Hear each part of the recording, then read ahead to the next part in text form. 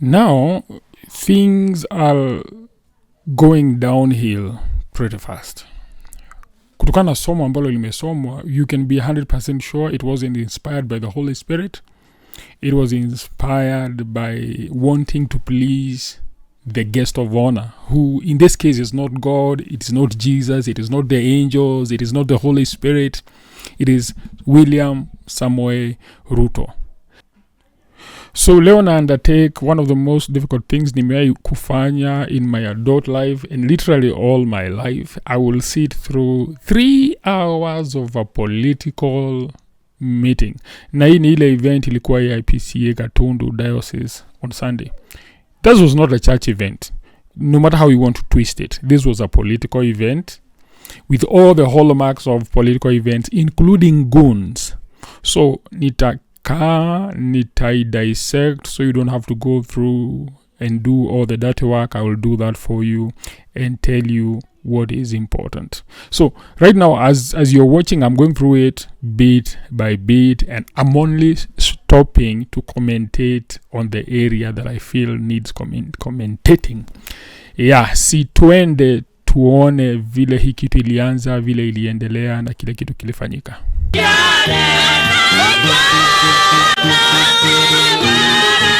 Basically ilianza on a painful note pale. Unasikia vile yule dada pale ana strain kufikia hiyo note.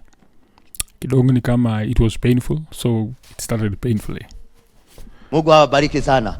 Tunaweza pata somo letu la kwanza kutoka kwa pastor wetu Inishaji Dominic ili tuweze kuendelea. Tupata kwenye kitabu cha Warumi 13. Tutaanza mstari wa kwanza hadi mstari wa 5. Warumi ni 13, mstari wa kwanza hadi mstari wa 5. Tutasoma. Kila mtu na atii mamlaka iliyo kuu, kwa maana hakuna mamlaka isiyotoka kwa Mungu, na ile iliyopo imeamuliwa na Mungu. Hivyo amwasie mwenye mamlaka hushindana na agizo la Mungu, nao washidanao watajipatia hukumu. Kwa maana watawalao hawatishi watu kwa sababu ya matendo mema, bali kwa sababu ya matendo mabaya. Basi wataka usimuogope mwenye mamlaka? Fanya wema, nawe utapata sifa kwake, kwa kuwa yeye ni mtumishi wa Mungu kwako kwa ajili ya mema. Lakini ufanyapo mabaya, ogopa, kwa maana hauchukui upanga bure, kwa kuwa ni mtumishi wa Mungu, alimpizaye kisasi mtenda mabaya kwa ajili ya ghadhabu. Kwa hiyo ni lazima kutii, si kwa sababu ile ghadhabu tu, ila kwa sababu ya dhamiri. Somo letu la kwanza litakomea hapo. Mungu alibariki neno lake. Tunaweza simama. Now, things are going downhill pretty fast. Kutokana na somo ambalo limesomwa, you can be 100% sure it wasn't inspired by the Holy Spirit. It was inspired by wanting to please the guest of honor, who in this case is not God, it is not Jesus, it is not the angels, it is not the Holy Spirit. It is William Samoei Ruto. Now, considering the kind of brutality that has been experienced in this country for very trivial things, sasa mhubiri kurudi kuhubiri na kuambia ni kama you are telling the person to continue doing that, na kuambia watu ni kwamba whatever he is doing is okay because he is God's. This is what is called grifting. Yani kucheza to the tune of the political class, to kucheza to the tune of the president, because you want handouts, because you won't give. There is no other reason this man was in this church other than money. Na hii level of greediness among the clergy, and I'm a preacher by the way, but this level of greediness is not godly at all. Greed is not a fruit of the Holy Spirit. Greed ni ya shaitani. Injili tunasoma katika Injili ya Mathayo Mathayo 20 kuanzia mstari wa 4 hadi mstari wa 28. Na wale 10 waliposikia waliwakasirikia wale ndugu wawili. Lakini Yesu akawaita akasema, mwajua ya kuwa wakuu wa mataifa huwatawala kwa nguvu, na wakubwa wao huwatumikisha. Lakini haitakuwa hivyo kwenu, bali mtu yoyote anayetaka kuwa mkubwa kwenu na awe mtumishi wenu, na mtu yoyote anayetaka kuwa wa kwanza kwenu na awe wa mwisho.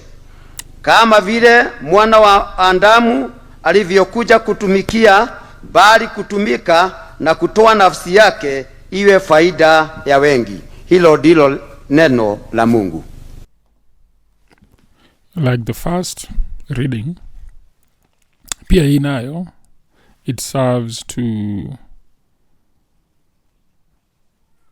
impress the guest of honor, who again is not God, it is not Jesus, it is not the Holy Spirit, it is William Samoei Ruto. Now, I have not yet watched the sermon, but I can bet that the sermon will be about his humility. The humility I don't understand. Maana humility sio kujifanya unalia, sio kulia actually kanisani. Humility sio kupeana pesa. Humility ni kitu inakuwa kwa moyo. Na I don't have to be a prophet or whoever to know that there is no humility in this man. There isn't such. But again, they are looking for the envelope, and they will do everything to make sure that the envelope comes. Remember, we are approaching the election season, and again, the mountain is becoming slippery, and Ruto is trying to replay the game he played last time, and so he is going through the church. And he knows the church that influences the Gikuyu community is the AIPCA. And it is sad that this church has decided to take that route. It took that route earlier, it is taking it again. And tukiwa tumesimama vile, ningeomba tuweze kuongozwa na ile wimbo inapendwa sana na rais wetu, ambayo inasema Ngai wakwa. Tukiongozwa na hiyo wimbo ambao tunaipea jina wimbo ya baba yetu rais. Sawa sawa? Tuongozwe na hiyo wimbo ili... Again, everything about the purported service circles around William Samoei Ruto. Now even the songs have to be in tune with him. This has nothing to do with God. It has everything to do with William Samoei Ruto and the envelope he carries. Tuweza kujitayarisha tusikie neno la Mungu.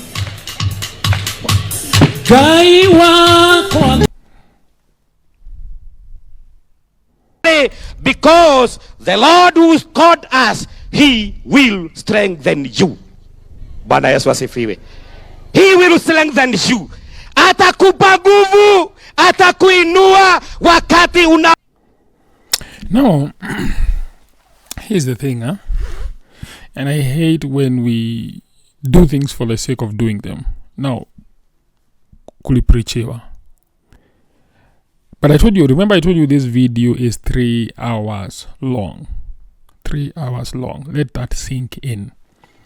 In those 3 hours, kumehubiriwa 10 minutes. 10 minutes. Let that sink in. I'm just beginning to watch this video. I don't know what is going to happen for the next 2 hours and 59 minutes. I don't know. But 10 minutes, the preaching is over. And you want to tell me this was a Sunday service? Please.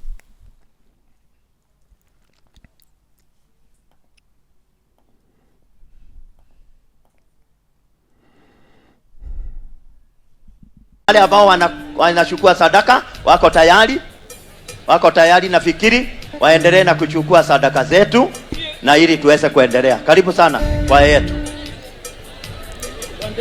Bwana u sehemu yangu, rafiki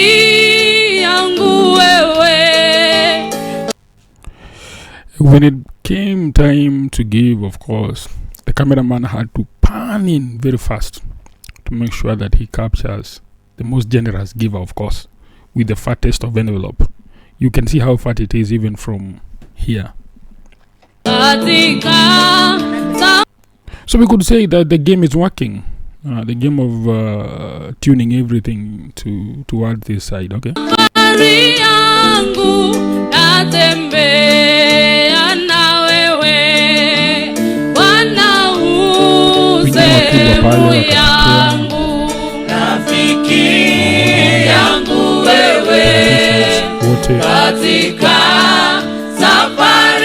Nasema Mungu abariki mheshimiwa wetu pamoja na rais wetu.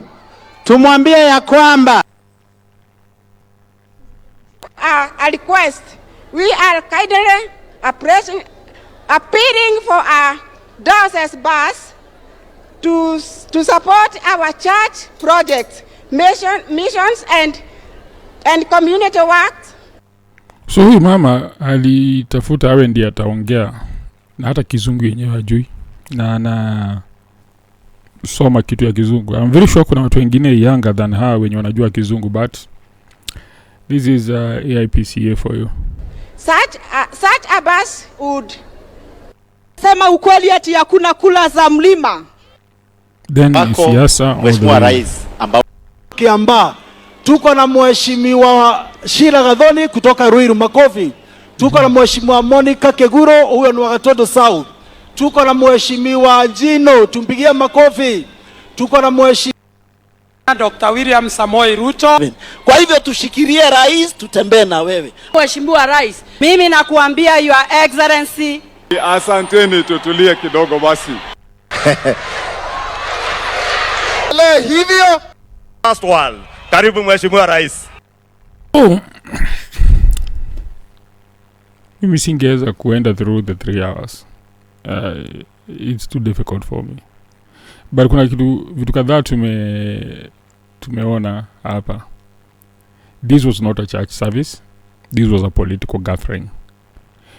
In totality, the preaching was 10 minutes. The rest 2 hours and 50 something minutes was all politics. And it is so sad. Yet we call this church. But why? Because we want the envelope. And we look at politicians like Ruto as our God, who is our provider. It's like the church does not believe that God can provide for them. They believe that it's only Ruto who can provide for them, only politicians who can provide for them. God cannot build his own church, only politicians can. God cannot buy buses and stuff for the church, only politicians can. Alafu mnagoja kanisa liheshimiwe. Litaheshimiwa wapi? Maana politics is dirty. And when the church becomes the center of politics, then and especially dirty politics, because I still think that the church has a role to play in politics. But when it is playing dirty politics, then respect is gone.